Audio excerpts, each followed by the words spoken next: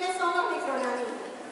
Los que llevan lo que es la parte ya de microbiología saben que los microorganismos son aquellos organismos que son microscópicos, es cierto que no los podemos observar a simple vista. Necesitamos, por eso, como tenemos en la imagen, para poder observarlos, la ayuda de un microscopio.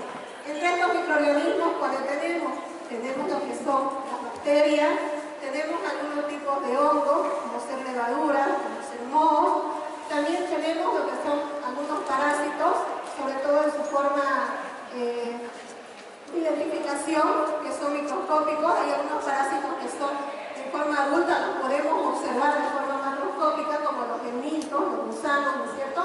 Y también tenemos como microorganismos a los virus. Obviamente que los virus a veces se los considera como que no fueran organismos. ¿Por qué? Porque su estructura es bastante sencilla. Están solamente formados por material genético y aparte están formados por una cápside, que es la que protectora de ese material genético, ¿no es cierto? Entonces, esos son los microorganismos.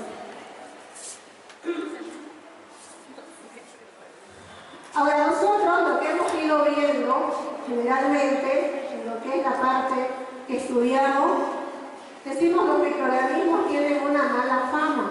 ¿Por qué decimos que los microorganismos tienen una mala fama? Porque generalmente los asociamos a producciones de enfermedades, ¿no es cierto? A que nos causan enfermedades. Tanto bacterias nos pueden causar de problemas gastrointestinales, problemas de infecciones a nivel de las vías respiratorias. Hemos salido de una pandemia en la cual estuvo un microorganismo que era el virus del COVID. Entonces, y ahí como ven en la imagen, también podemos observar que estos microorganismos pueden alterar los alimentos, ¿no es cierto? Como ser creando esos mohos que vemos en la superficie. Aquí, todos estos mohos que vemos que se forman en nuestras frutas, en nuestras verduras, que no están siendo bien conservadas. Y aquellos que podemos observar que nos van a causar diferentes tipos de enfermedades. Entonces, por eso es que los microorganismos tienen una mala fama.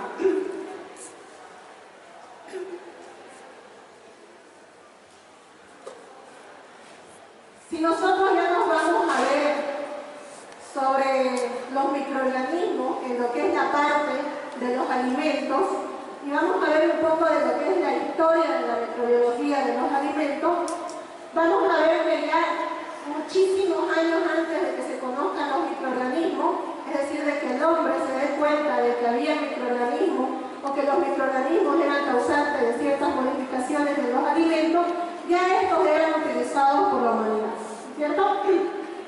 Ya se hacían alimentos como el pan, se hacía el vino, se hacía la cerveza, pero tal vez las personas no sabían por qué se producía esto. Tal vez era que lo elaboraban, ya sea con un conocimiento previo, o se producía por algún error. Como fue el descubrimiento, por decirlo, de la penicilina, que es el antibiótico, ¿no es cierto? Ese fue un error. Entonces, igual, puede ser que por algún error también descubrieron que los microorganismos eran los que causaban las modificaciones en los alimentos. Esto sí cambió ya en el siglo XIX, gracias a la labor del que se considera el padre de la microbiología, que es Louis Pasteur. ¿Ya? Gracias a él se descubrió que los microorganismos eran los causantes tanto de cambios que se producían en los alimentos, como así también de enfermedades que eran producidas por estos tipos de microorganismos. Es decir, que se descubrió que los microorganismos podían causar enfermedades, como también causar ciertos cambios en la parte de los alimentos, que podían ser favorecedores para estos en algunos casos.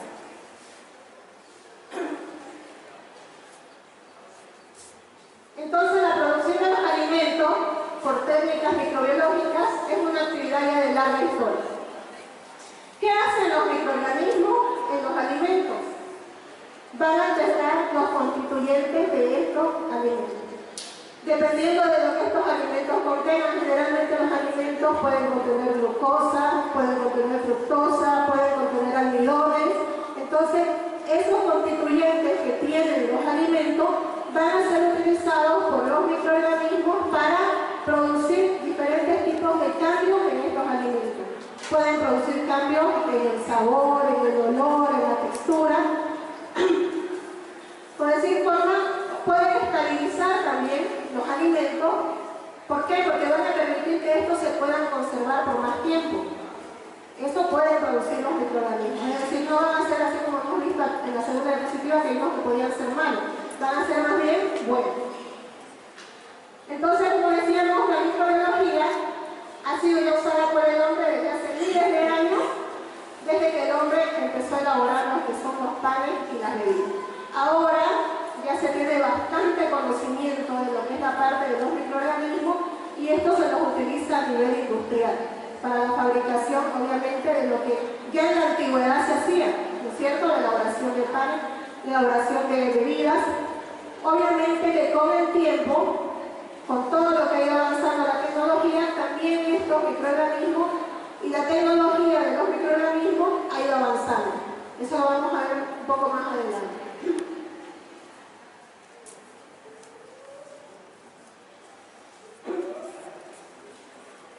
Lo que nosotros mencionamos de lo que ya ocurría hace miles de años atrás se conoce como lo que es la biotecnología de los alimentos tradicional.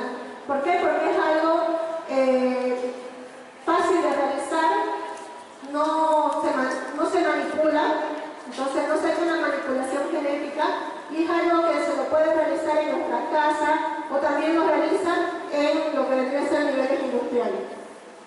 Ahora, los microorganismos van a intervenir en diferentes partes de la producción de los alimentos.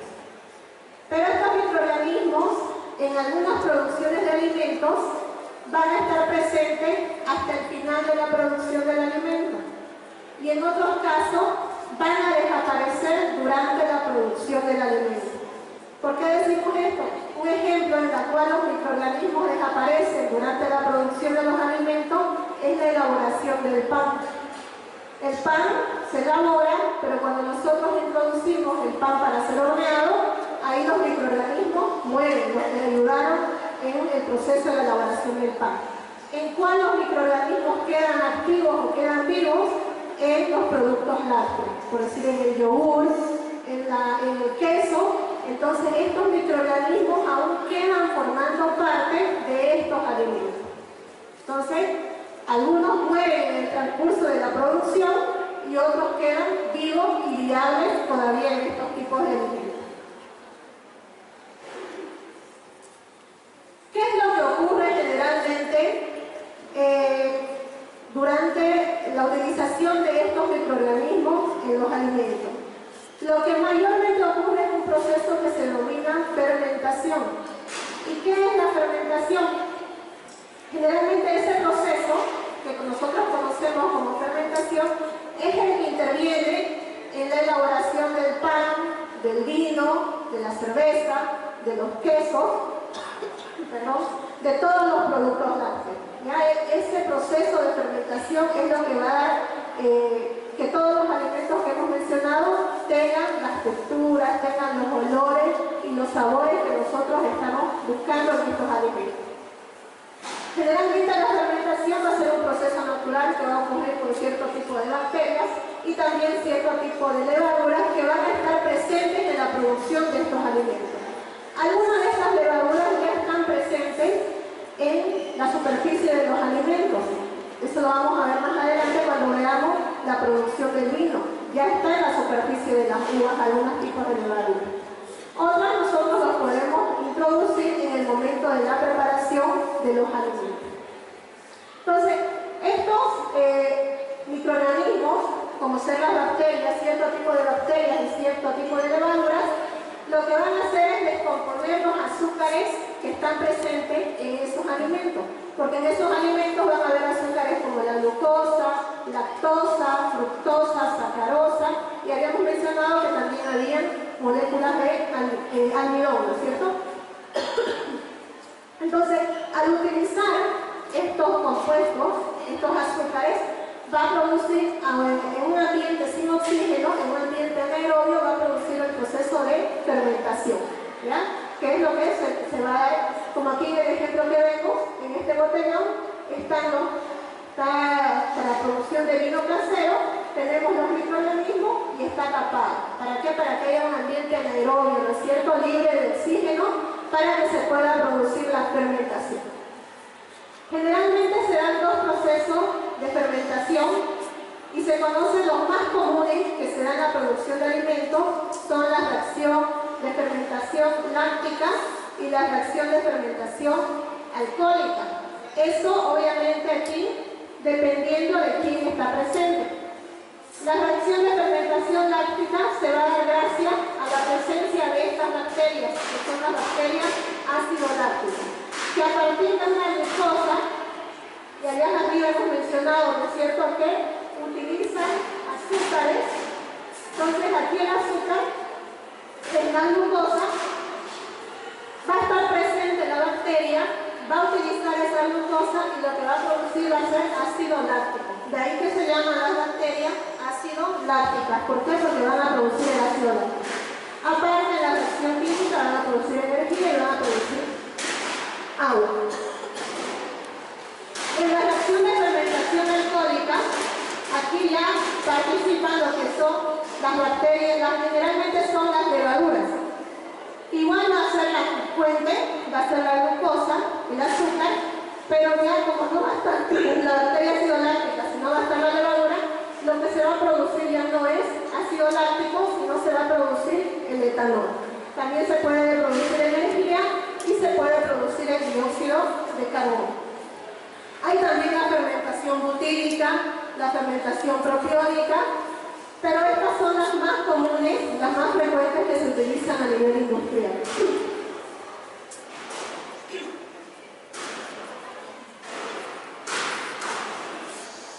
Ahora vamos a ver que para la producción de bebidas alcohólicas, en especial lo que es la producción del vino, también así para la cerveza, se utiliza para su producción levaduras. Es decir, un microorganismo que es aplicado en los alimentos, ¿no es cierto? Entonces, ¿qué ocurre? Este esquema que vemos nosotros acá es un esquema que se utiliza a nivel industrial. ¿Por qué? Porque aquí vemos, arriba podemos observar que están las uvas para ser cosechadas, ¿no es cierto? Y en esa superficie de las uvas que yo les mencionaba, si ustedes alguna vez han ido al campo y han visto sembradíos de uva, han visto una telita media blanca que se les forma en la superficie de las uvas, como un polvo blanco. Esas son bacterias que están presentes y también pueden haber levaduras, que son las que van a ayudar también en el proceso de la fermentación. Esas que tienen ahí encima, en su superficie, se las conoce como bacterias y levaduras nativas, que están presentes ya en la fruta. Entonces, una vez esas se cosechan, se lleva a moler para separar la parte, vamos a decir, el mosto del vino y que quede la parte líquida, ¿no es cierto? Separar la parte espesa. Esto se lleva a destilar y en esta fase de acá es cuando a nivel industrial agregan lo que vendría a ser las levaduras. ¿Qué tipo de fermentación dijimos que producían las levaduras? ¿Quién se acuerda? ¿Qué tipo de fermentación producen las levaduras? Alcohólica, porque aquí lo que se va a formar es etanol, ¿no es cierto? Se va a producir una bebida alcohólica. Entonces, en esta fase, como les decía, es lo que se agrega la levadura. Cuando nosotros hacemos el vino artesanal en casa, simplemente se coloca la fruta, se exprime el jugo y se coloca en una botella y se tapa, ¿no es cierto? Y ahí que va a ocurrir con los mismos microorganismos que están presentes en la fruta que se vaya a utilizar para la bebida, ellos solos van a producir la fermentación. En cambio aquí, a nivel industrial, para acelerar el proceso, colocan lo que son las levaduras. Que la levadura utilizada para la fermentación o para la elaboración del vino es el Saccharomyces cerevisiae. Ya, esa es, aquí lo tenemos, ¿eh? Esta es la levadura que más se utiliza para la producción del vino. ¿Y eso qué es? Es un microorganismo, utilizado en la preparación de los alimentos. Entonces luego ya después de este proceso se guarda en barriles y obviamente dependiendo del vino, ¿no es cierto? Cada industria tiene el tiempo que lo va a dejar almacenado para que pueda obtener los diferentes olores, sabores y texturas de su producción.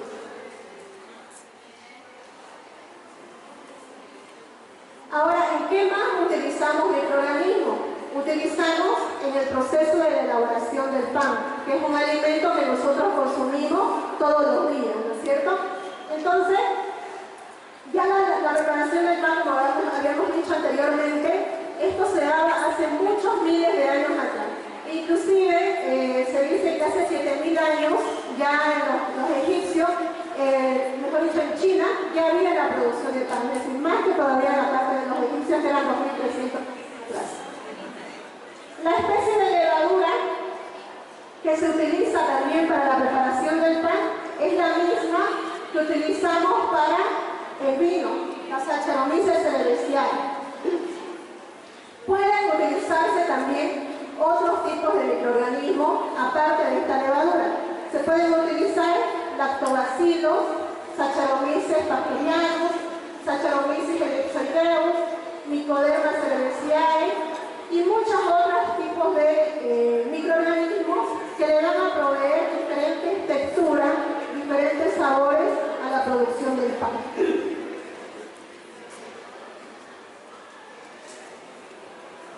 ¿Qué ocurre cuando se está elaborando el pan? Lo que ocurre en la elaboración del pan también es un tipo de fermentación alcohólica. ¿Por qué? Porque la base es levadura, ¿no es cierto? Entonces la levadura hace fermentación de tipo alcohólica. Las bacterias ácido lácticas hacen fermentación láctica. Pero ¿qué ocurre acá? Cuando aquí la levadura, como vemos, se hace más grande, ¿no es cierto? Aumenta el volumen. ¿Qué es lo que hace? Va a formar etanol en la masa del pan y va a formar dióxido de carbono. Forma esos dos compuestos. El etanol, cuando nosotros colocamos el pan, como lo ven ahí en la imagen, al horno, por el calor el etanol se evapora. Entonces por eso es que no sale como en las bebidas, ¿no es cierto? ¿Y qué es lo que queda? Queda el dióxido de carbono. ¿Y qué hace ese dióxido de carbono? ¿Cuál es su función? Dar este aspecto esponjoso y con burbujitas de aire, como de gas, ¿no es cierto?, al pan. Entonces, esa es la función que cumplen los microorganismos, en este caso, en la elaboración del pan. ¿Qué tipo de fermentación? Alcohólica. Pero el etanol, como hemos mencionado, se va a evaporar en el proceso en el cual esté enhorneado, por el calor del horno. ¿Ya?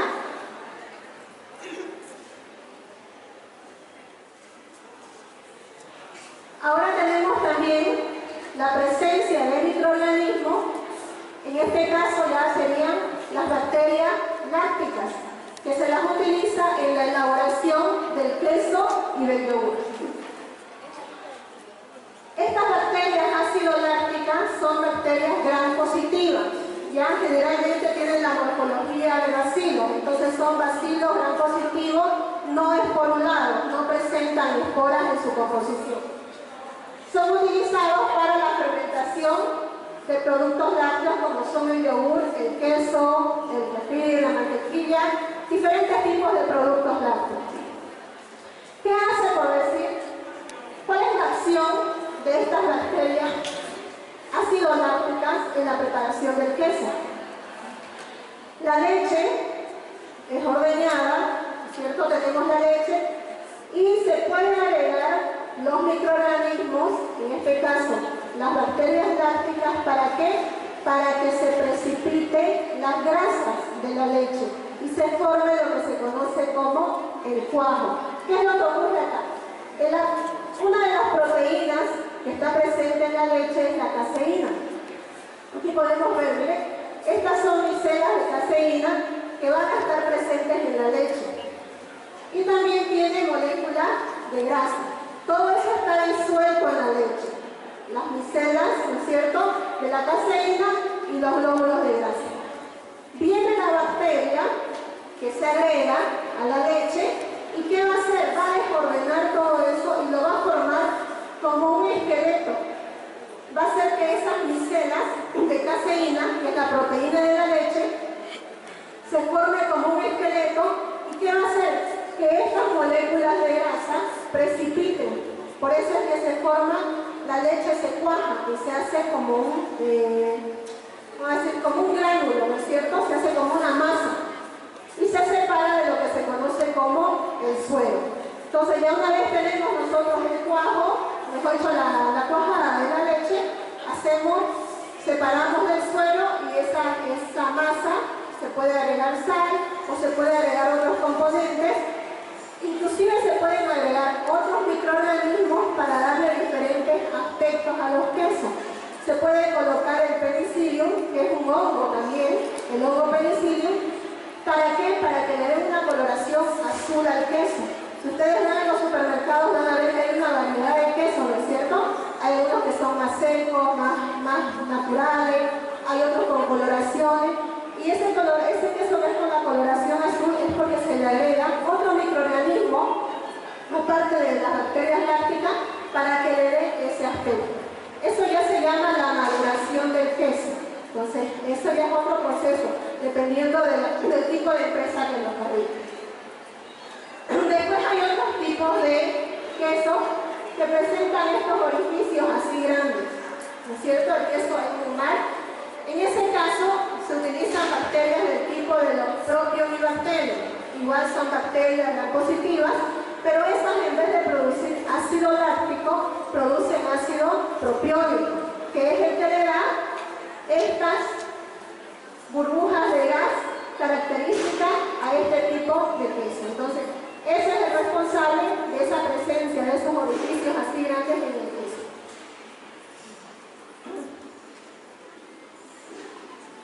Ahora también tenemos las bacterias ácido lácticas en lo que vendría a ser la elaboración del yogur. ¿Qué es lo que vamos a hacer hoy día en la parte práctica? Van a aprender a hacer yogur para que puedan hacerse en sus casas. ¿Ya?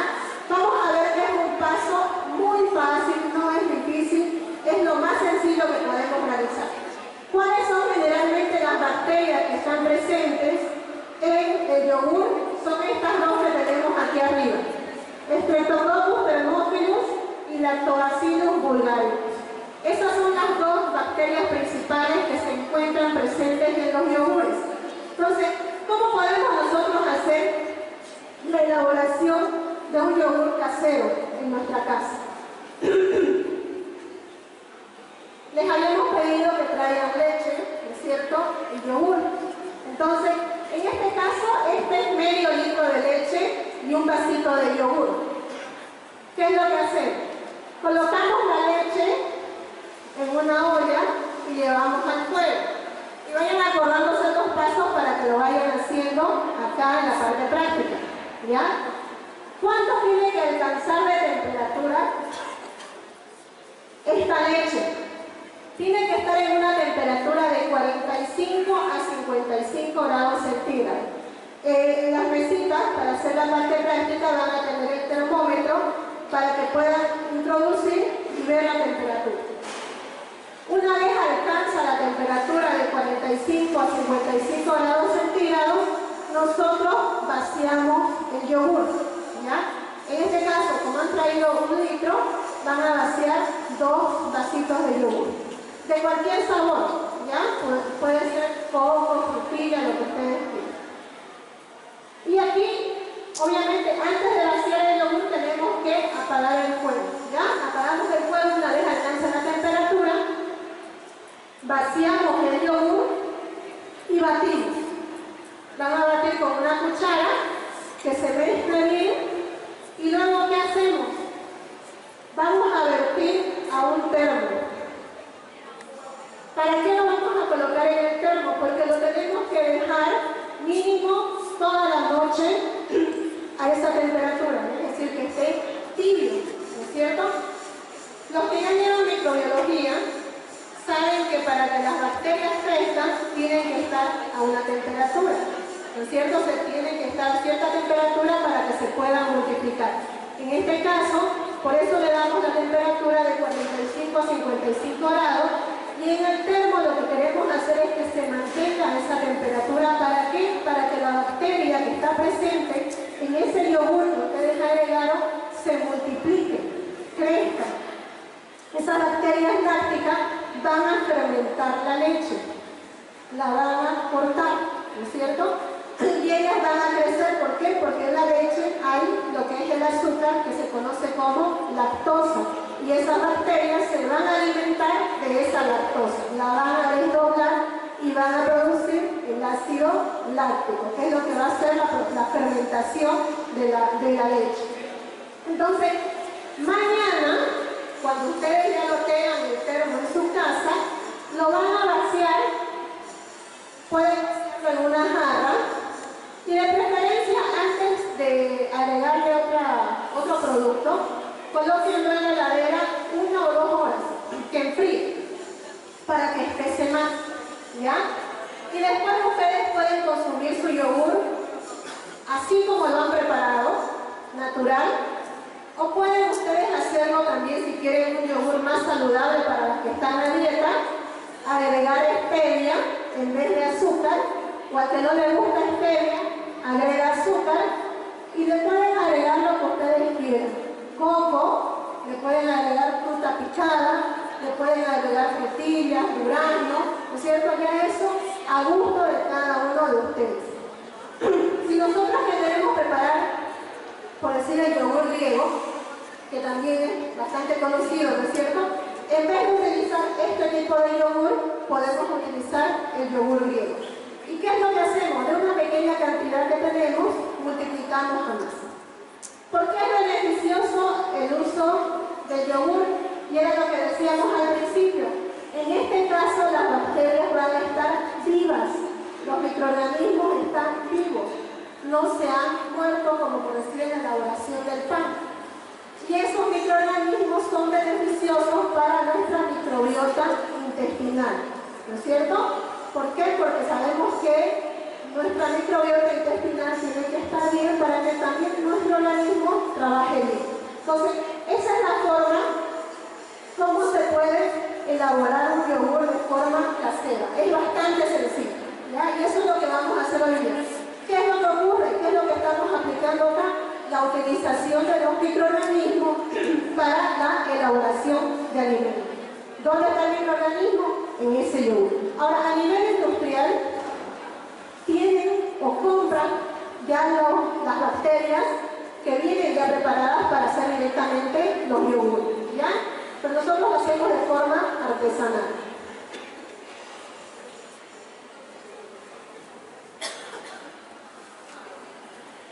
En estas diapositivas podemos tener, miren, las bacterias ácido lácticas que se utilizan en la elaboración de productos lácteos. Nosotros habíamos mencionado solo 2, ¿no es cierto?, que podemos tener en esos yogures. Pero todo esto, dependiendo de las bacterias que vemos ahí en la diapositiva, depende de cada fabricante. O sea, cada industria tiene su receta propia, ¿no es cierto? Por decir, ustedes pueden hacer inclusive yogur para vender, porque es bastante sencillo. Lo pueden hacer, como hemos dicho, saludable, lo venden con stevia, no lo venden con azúcar, lo pueden vender con edulcorante, con frutas. Entonces, otra cosa que me olvidaba del yogur. El yogur, así como lo vamos a preparar, tiene los microorganismos vivos. Pero si ustedes lo llevaran a calentar ese yogur para pasteurizarlo, ya los microorganismos mueren, ¿ya? Entonces, el yogur, así como lo preparamos, tiene los microorganismos. Pero si lo llevamos a hervir el yogur, matamos las bacterias y ya no sería un producto con microorganismos vivos. Ya se pasteuriza. Entonces, miren, ahí podemos tener diferentes microorganismos y que van a proveer diferentes usos. Pueden proveer sabores característicos, diferentes tipos de aromas, sabores, ¿ya? Y aquí podemos ver, estas son bacterias probióticas, que generalmente son del género de los lactobacilos. ¿Y qué hacen estas bacterias probióticas? Lo que hacen es enriquecer aún más esos alimentos lácteos o cualquier otro tipo de alimento al cual se le agreguen estas bacterias. Estos son cultivos puros que se agregan a los alimentos para enriquecer aún más la cantidad de bacterias presentes. No se olviden que todo lo que son alimentos probióticos ayudan a lo que es la microbiota intestinal, ¿no es cierto? Y la microbiota intestinal tiene bastantes funciones.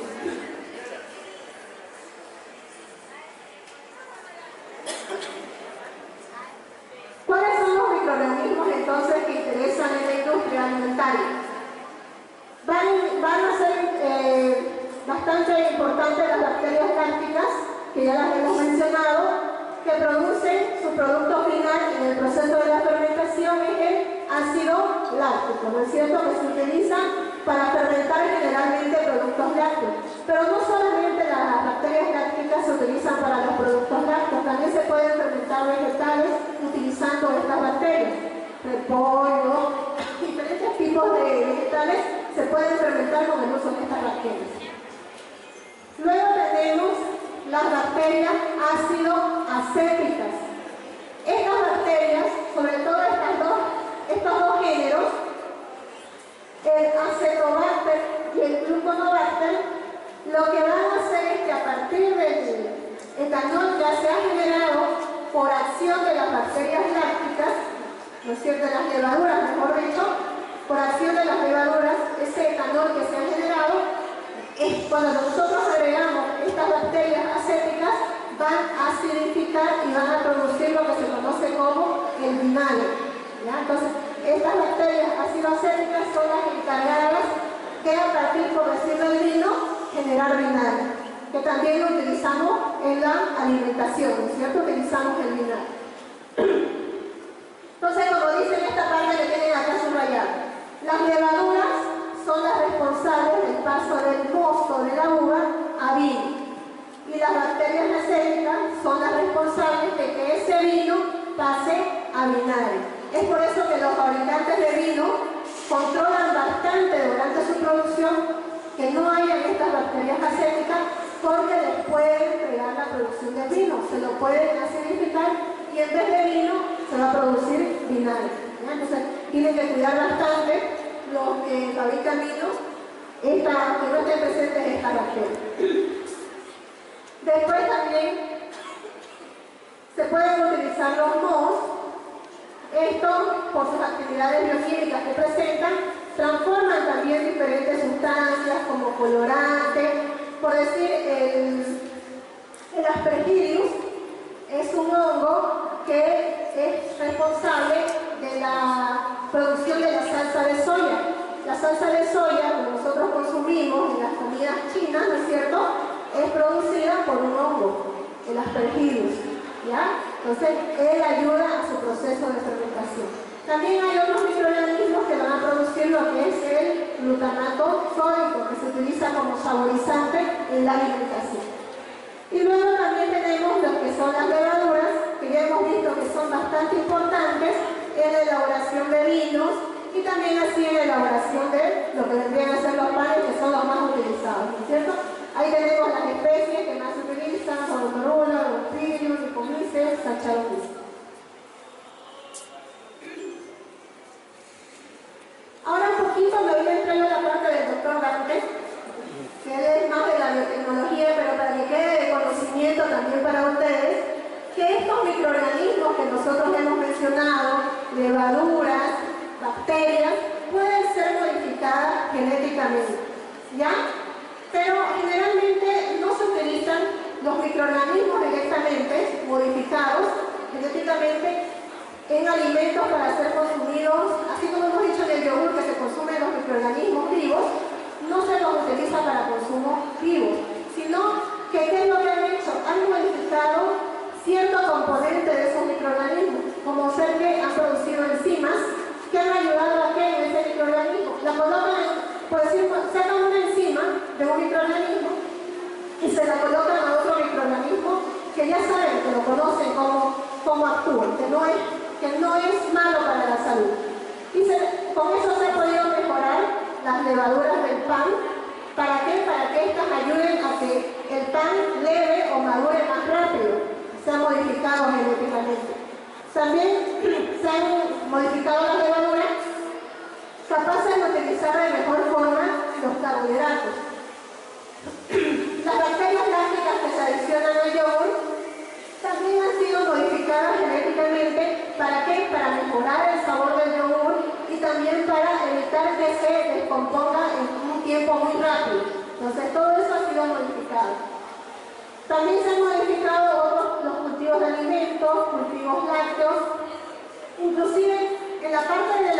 elaboración del queso, el cuajo que se agrega de forma natural está formado por una enzima, que es la quimosina, que se saca del estómago de los terneros. Pero no se están matando terneros a cada rato, ¿no es cierto?, para obtener quimosina, para elaborar de forma artesanal el queso. Entonces, ¿qué hacen? Se ha producido la enzima genéticamente y se la ha utilizado para hacer un cuajo de forma industrial, ¿ya?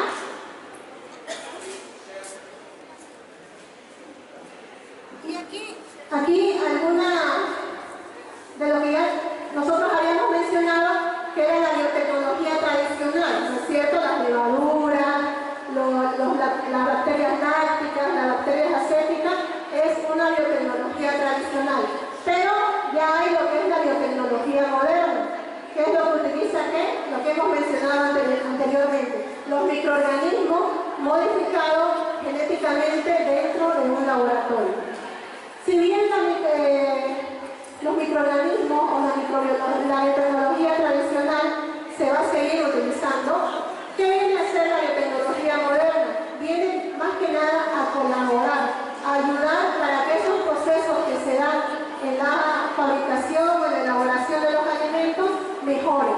Es decir, ayuda, apoya, pero no la destituye completamente, sino es para mejorar. Como hemos visto, ¿para qué? Para mejorar que la masa leve más rápido, mejora la levadura, ¿no es cierto? Entonces, todo lo que se hace dentro de la biotecnología moderna es para mejorar, ¿ya? Bueno, hasta aquí era la presentación. Para hacer luego